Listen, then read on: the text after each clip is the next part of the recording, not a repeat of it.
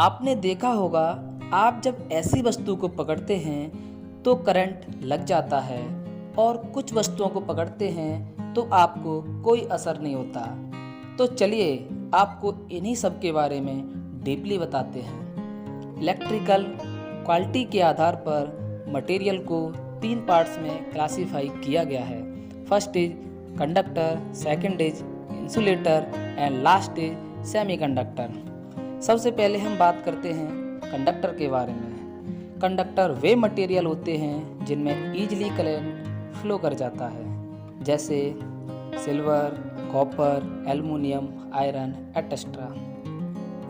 इनका यूज हम घरों, स्कूल तथा बड़ी बड़ी बिल्डिंग में वायर के रूप में करते हैं, जिससे इसमें ईजिली करंट फ्लो कर जाता है।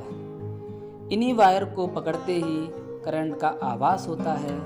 सेकंड नंबर पर हम बात करते हैं इंसुलेटर के बारे में। ये वे मटेरियल होते हैं जिनमें करंट का फ्लो नहीं होता है, जैसे रबड़, प्लास्टिक तथा कांच इत्यादि। इनका प्रयोग हम इलेक्ट्रिक वायर पर आवरण के रूप में किया जाता है, जिससे वायर को पकड़ने से हमें करंट का आभास न हो। सबसे लास्ट में हम बात करते हैं सेमीकंडक्टर मटेरियल्स के बारे में, जिनमें करंट नॉर्मल कंडीशन में फ्लो नहीं करता है, बट एक्स्ट्रा इम्प्योरिटी ऐड करने पर ईजिली करंट फ्लो कर जाता है, जैसे जर्मेनियम, सिलिकॉन एटसेट्रा।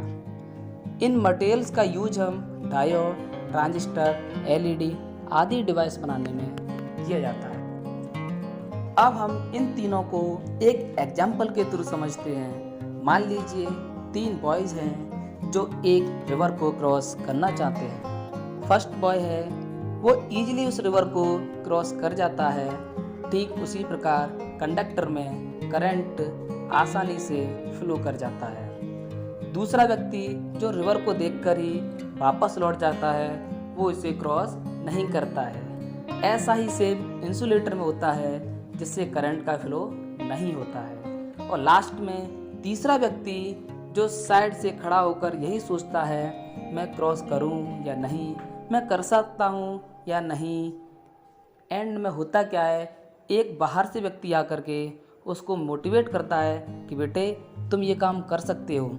और एक बार वह उस नदी में कूद जाता है, उस रिवर में कूद जाता है, और होता क्या है कि वह आसानी से उस नदी को क्रॉस कर जाता है। ठीक इसी प्रकार सेमीकंडक्टर है, जिनमें स्वतः ही करंट का फ्लो नहीं होता है, लेकिन बाहर से इम्प्योरिटी ऐड कर दें तो करंट फ्लो कर जाता है।